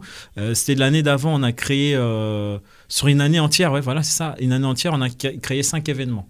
D'accord. 5 événements, en fait. Le plus gros événement que nous, on avait créé, c'était la Saint-Valentin. Le titre, c'était la Saint-Val en Seine. Ah ouais. On a joué avec le nom de la scène en fait, la Saint-Val en Seine. Okay. Bon, ça c'est toujours pareil dans mes folies. Ouais. En fait, je travaille avec une collaboratrice, ça s'appelle Madalena. Moi, je dis c'est ma carte maîtresse. C'est une personne qui m'aide depuis 2-3 ans maintenant à conceptualiser mes projets. D'accord. Donc, en gros, c'est moi, j'imagine le projet et elle met en forme. Ok. Toi, tu as l'idée. J'ai l'idée, elle met tout, mais elle arrive en fait à orienter mes projets, à apaiser aussi mon cerveau parce que moi, je fuse, ça fuse tout le temps. Beaucoup d'idées. Il y a beaucoup d'idées. C'est une assistante virtuelle. Franchement, je conseille aux entreprises de faire appel à elle parce que ma assistante, ça s'appelle son entreprise, c'est incroyable. Des personnes comme moi. Donc son concept à elle, c'est quoi? Elle est assistante virtuelle. Elle gère en fait toute la partie procédure, recherche. Tout ce qui est, comment on appelle ça, la documentation pour les entreprises. D'accord. Toute la partie administrative en fait. Ouais. Et elle est plus que douée. Moi, je vois personne d'autre qui pourrait gérer ça pour moi. D'accord. À l'heure actuelle. Hein. Ouais. Hormis tout ce qui est comptable, bien entendu. Mm-hmm. Mais moi, de mon point de vue, j'en suis aussi arrivé là parce qu'elle elle navigue aussi autour de moi. D'accord. Donc tous les projets que j'ai créés, j'ai montés, c'est aussi grâce à elle. C'est grâce à elle. Donc c'est bien, t'es bien entouré. Non, oui, là-dessus, c'est vraiment bien. T'es bien entouré. Ok. Et J'avais une petite anecdote là sur ta pizza préférée. Ah, l'hawaïenne. Ça te parle ou pas? L'hawaïenne, elle est magnifique cette pizza. Alors les gens, pour les personnes qui n'aiment pas le sucré salé, attention, je vous explique.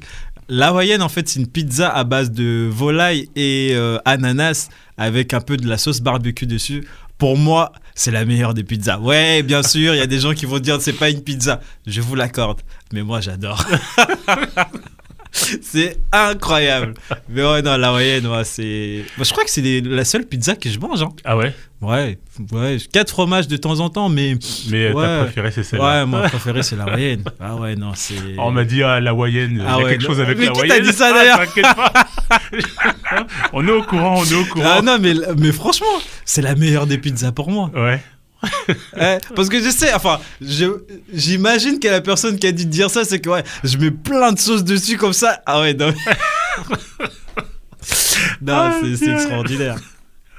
Et comment dire, bon, là, je vois que t'es quand même dans beaucoup de domaines. Là. Ouais.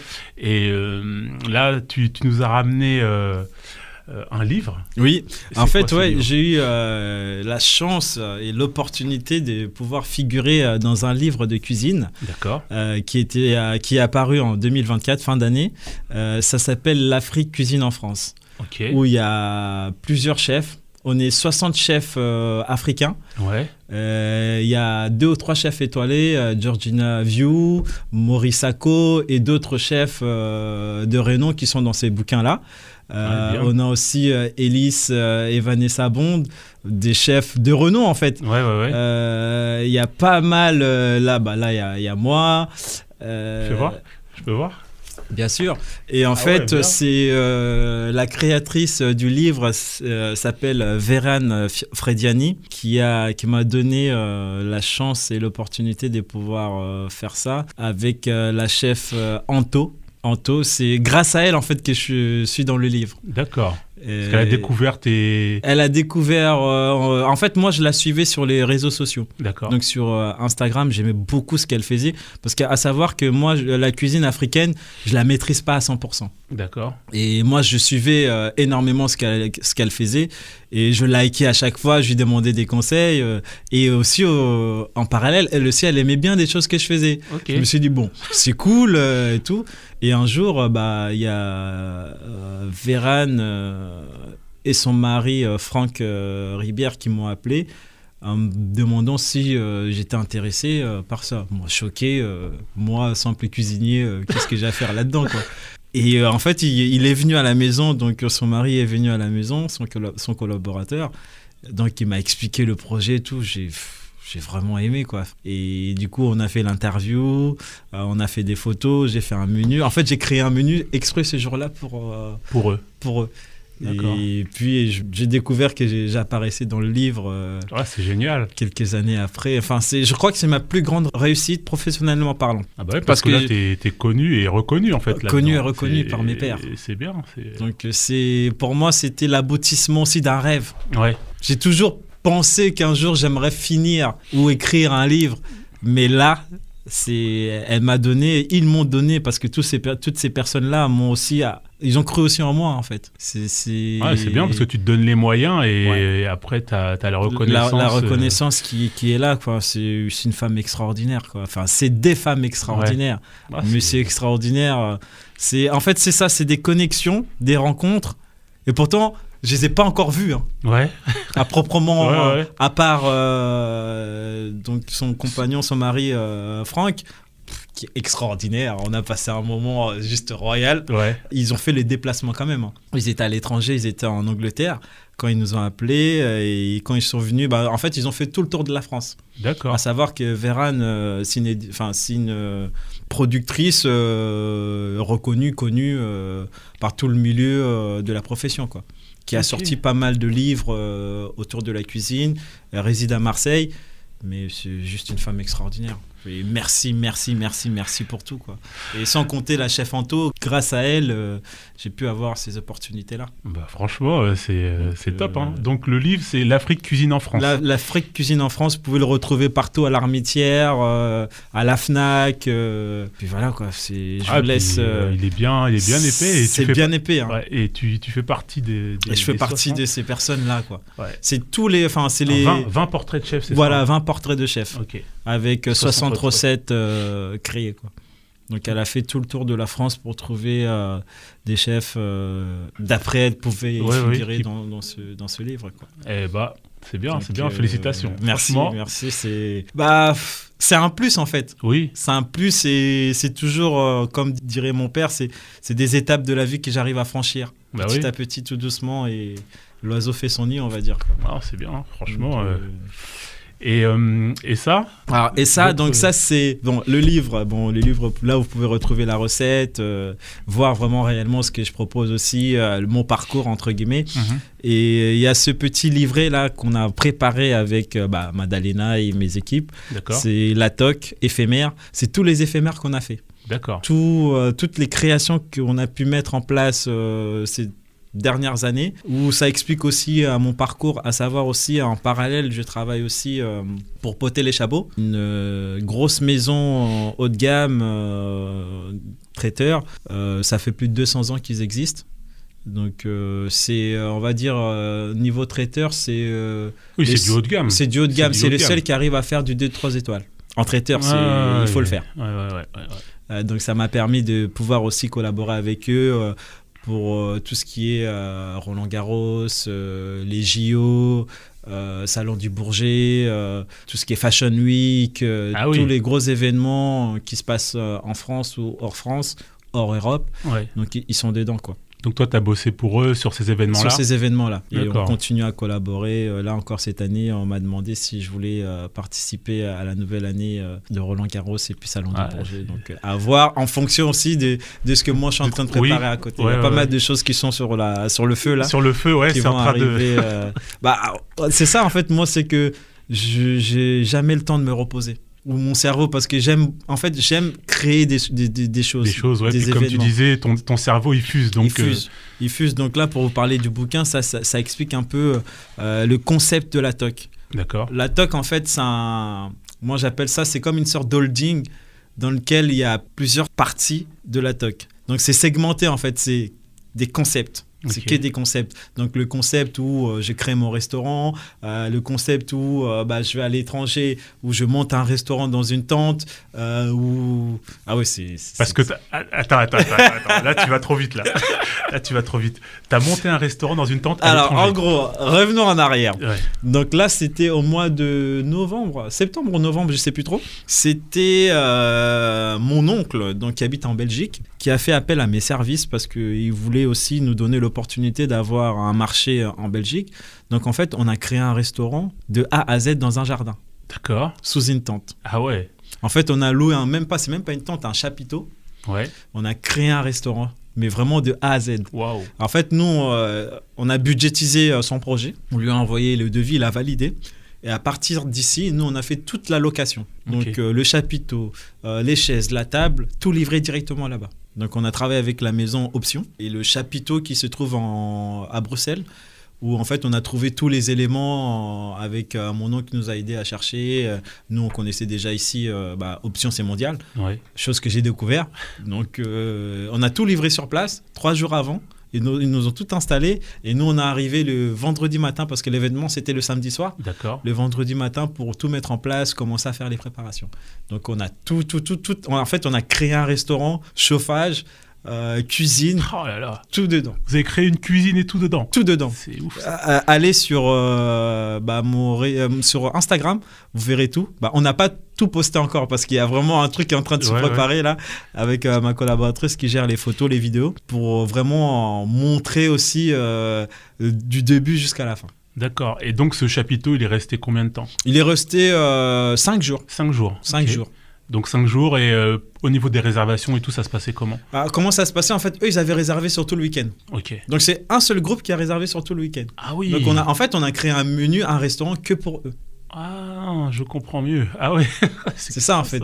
C'est un voyage. On est parti, il y avait 3 serveurs, 2 cuisiniers avec moi.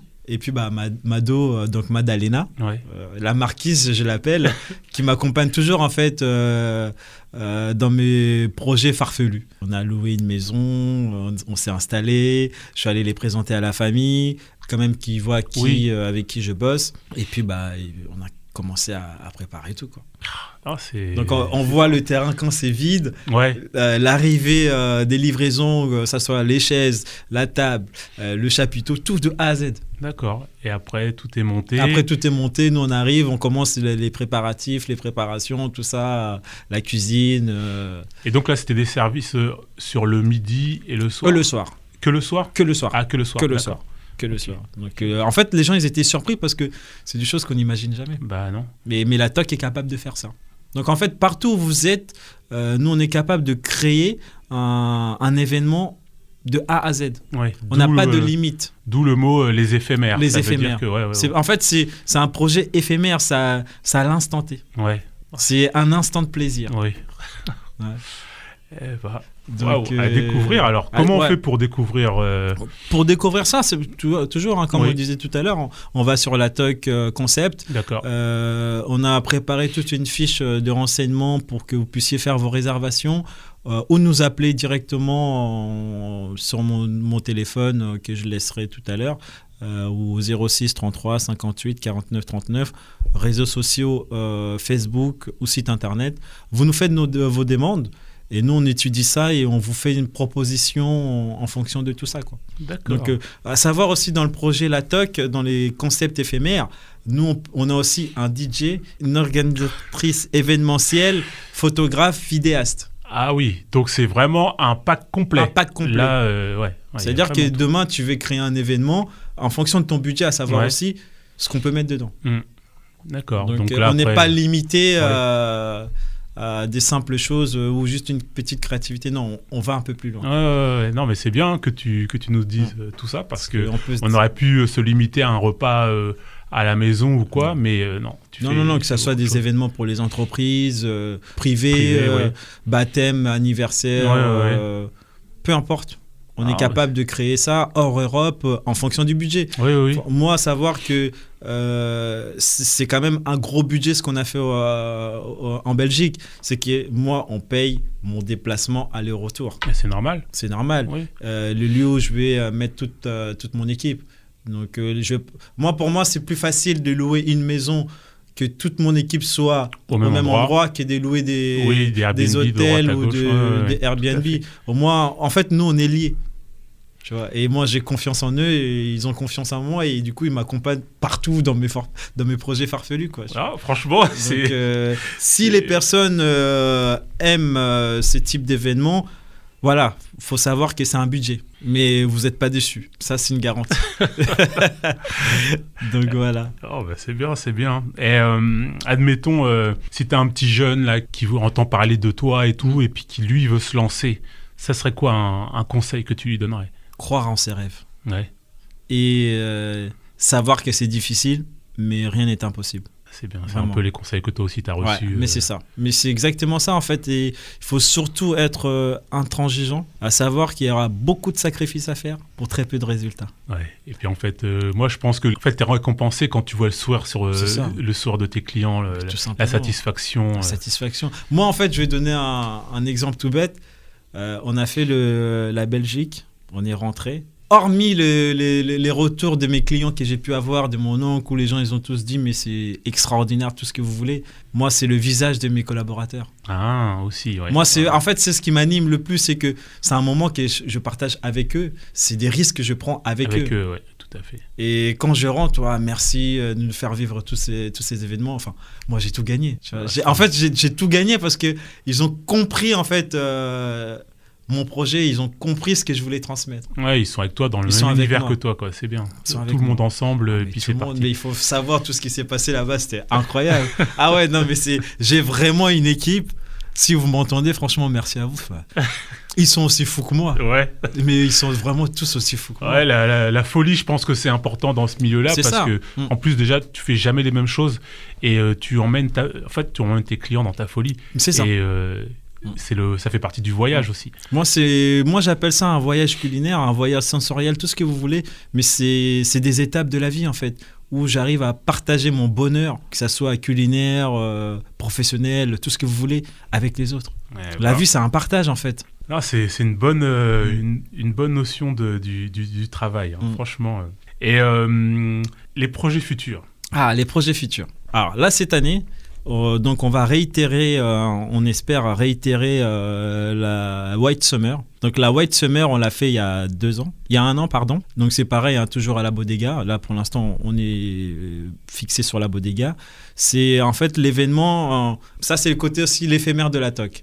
Donc chaque année, courant juin, là pour l'instant, je vous donne des trucs en détail, ça sera au mois de juin, plus fin juin. En fait, on fait une White Summer, on crée un événement autour du dînatoire.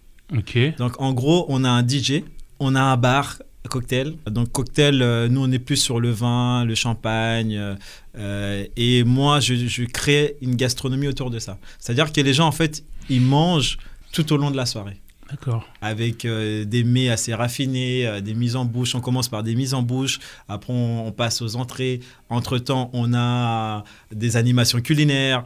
Lydia était déjà venue oui. il y a 1 an, voilà. Mais c'est ça en fait. Et tout le monde est en blanc. D'accord. En fait, c'est pour fêter, entre guillemets aussi, l'été. L'été, ouais. Et on a un DJ extraordinaire, DJ Ketty, qui nous accompagne aussi, pareil, dans nos idées farfelues, nos projets, les plus dingues les unes que les autres. C'est extraordinaire. Faut venir.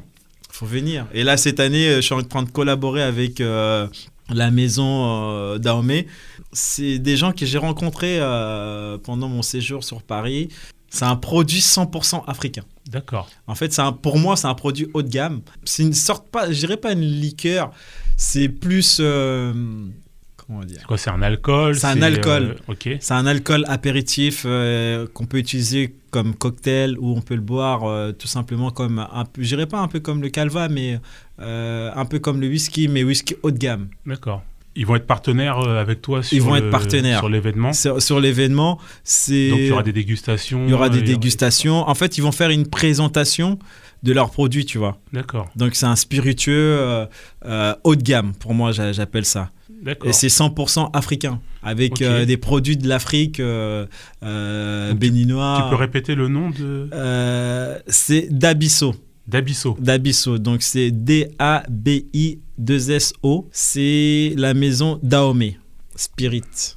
D'accord, ok. Donc Dahomey Spirit, ah oui, pas mal. Ça a l'air... Ah ouais, non, c'est extraordinaire. C'est vraiment... Donc c'est à base que de produits africains. Que de produits africains. Ça, c'est... pour moi, c'est bien parce que ça rejoint aussi mon concept où la fusion. Afrique, Europe, Asie, donc... oui, ça rentre bien dans mon concept. Donc son créateur, qui est Georges Goïto, un personnage extraordinaire. Moi, je suis fan de cet entrepreneur. Il a su capter cette lumière et mettre ça au niveau haut de gamme. C'est des produits de chez nous. Ouais, c'est des produits de chez nous, mais qui sont sublimés, on va dire. C'est bien. C'est vrai qu'on goûte toujours les produits d'ailleurs, mais il faut savoir mettre aussi en valeur les produits de chez nous. Moi, je peu vous comme ce que toi tu fais. Donc, allez le suivre, c'est la maison Dahomey. C'est vraiment, vraiment bien, quoi. Il faut ces gens-là, en fait, pour que nous, on puisse aussi être dans l'excellence. Monter le niveau. Chacun se pousse de son côté, vers le haut. Exactement. C'est bien ce que tu fais. C'est bien. Les prochains projets, c'est ça. Ouais. On a aussi... là, on est en train de monter un projet pour faire une résidence. Donc, ça sera la résidence de la TOC. Donc, on est en train de chercher des collaborations. En fait, l'objectif, c'est de venir dans des restaurants et créer une carte sur 3 jours, un week-end ou une journée. D'accord. Où je viens vraiment faire ma cuisine. Oui. Là, on commence avec un ami qui est restaurateur depuis un an maintenant ou 2 ans. C'est Africa Sani. Ok. Donc, on a créé un événement de la Saint-Valentin. Donc on collabore tous les deux avec la partie Afrique et la conception de ma cuisine. En fait, on a fusionné tout ça. Oui. Et on va créer un menu. On a créé un menu là, qui sera présenté le 14. Et le menu, vous allez le découvrir dans la journée d'aujourd'hui. D'accord. Donc, ça sera une entrée, 2 plats et un dessert. Donc, toujours dans cette fusion. Toujours dans cette fusion. Donc, on va manger du veau au souya. Le souya, c'est une épice nigériane. C'est un mélange d'épices, en fait. Extraordinaire. On va travailler de manioc comme une sorte d'espuma, une mousse de manioc. On va travailler le chocolat avec du gingembre. Non, ça va être bien. On va travailler le saumon confit avec des pickles de manioc, des patates douces une patate douce en émulsion avec du kéfir. Enfin, c'est sacré programme tout sacré ça. Programme. Voilà. Oh là là. Donc réservé, on a que 18 places. Ça va aller vite. Voilà, ça va aller très très vite. Mais vraiment, alors en fait, je pense que dès que je vais mettre le menu ce soir, on a déjà 4 couverts de réservés. D'accord. Ils ne savaient même pas encore le menu. Il y a déjà 4 couverts, donc premier arrivé, premier servi. Exactement. Donc voilà. Très bien, très bien. Bon, écoute, on arrive à la fin de notre podcast. Écoute, qu'est-ce qu'on peut te souhaiter pour l'avenir ? La santé. La santé, avant tout, ouais. La santé, je dirais la santé, hein. La santé, et puis que chacun, de mon point de vue, moi, que mon projet puisse se maintenir, évoluer, mais développer en fait. Ouais, continuer à développer. Continuer à me développer. J'ai aussi des projets dans l'Europe, donc toujours avec les talks éphémères, c'est créer des concepts comme je fais là actuellement sur la Bodega, D'accord. Mais l'exporter à l'étranger. Ouais. Donc pour les personnes qui veulent collaborer avec nous, c'est le moment. Donc c'est vrai, en fait, c'est la chance que j'ai, c'est qu'on peut aller partout avec ce qu'on a. Ouais, c'est vrai que t'es pas bloqué sur un endroit. Je suis pas bloqué sur un endroit. T'es très mobile. Je suis itinérant, donc vous avez les moyens, vous voulez qu'on collabore sur ce projet-là, on peut le faire. Il faut pas se donner des limites dans la vie, je pense. Ouais. Sinon, les uns comme les autres, hein, à chacun sa manière de faire ou de voir les choses. Mais sinon, on reste frustré. Et moi, j'ai horreur de ça. Tourner en rond, c'est notre façon de voir la cuisine. Et puis, ça fait partie de l'évolution c'est aussi. Ça. Hein. Il y a des gens qui préfèrent, voilà. Il y a des gens qui préfèrent rester tranquillement dans leur cuisine, qui arrivent à se développer pleinement, à vivre pleinement leur expérience, et je trouve ça extraordinaire. Et il y a d'autres farfelus comme moi qui préfèrent voyager et faire voyager les gens, quoi. Et moi, j'aime bien faire voyager les gens. Là, on est parti on est parti au Portugal au mois de novembre avec un de mes commis et mon cousin pour voir un peu les marchés là-bas. Il y a des choses à faire. Il y a des choses à faire, mais vraiment, il y a des choses à faire. Alors, on doit faire encore 2 ou 3 voyages parce qu'on a encore des rendez-vous à fixer et pour mettre des collaborations en place, quoi. Et je vous garantis qu'à partir du moment où ça va se faire, le premier arrivé sera servi, le dernier, tant pis pour lui, quoi. Dommage. Donc, pour lui. Vraiment. Bon, très bien, très bien. Hein. Écoute, merci beaucoup. Hein, merci à toi. Cédric, merci à toi. C'était une belle expérience. C'était bien, j'ai bien aimé. Et puis, on va remercier la radio HDR encore une fois. Merci beaucoup de nous avoir reçus. Avec Nicolas à la technique.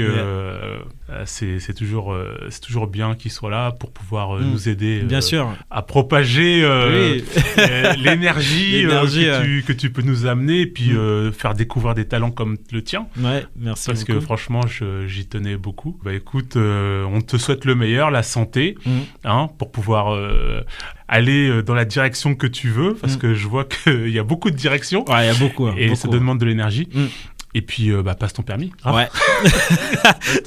En fait, j'aimerais tellement, mais je me fatigue. Mais bientôt, ça va arriver. Hein. Je perds pas la foi. Je perds pas la foi. Mais en tout cas, merci. Je tenais vraiment à remercier toi, Jean-Marie, et la direction pour cette opportunité-là aussi. Hein. On dit toujours il n'y a pas de limite, mais c'est des opportunités que vous nous donnez pour les personnes qui nous écoutent, qui arrivent à nous découvrir. Oui, bien sûr. C'est super bien d'avoir des personnes comme vous présents encore pour nous aider à nous développer, à nous faire connaître. Donc, merci beaucoup. De rien. L'équipe de IAM te remercie et puis on te souhaite le meilleur en tout cas. Super, merci beaucoup et puis bonne journée à tout le monde. Merci. Allez, au revoir. Salut. Bonjour à toutes et à tous. Bienvenue sur le podcast IAM.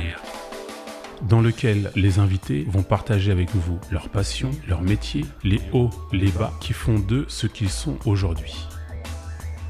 Allez, c'est parti.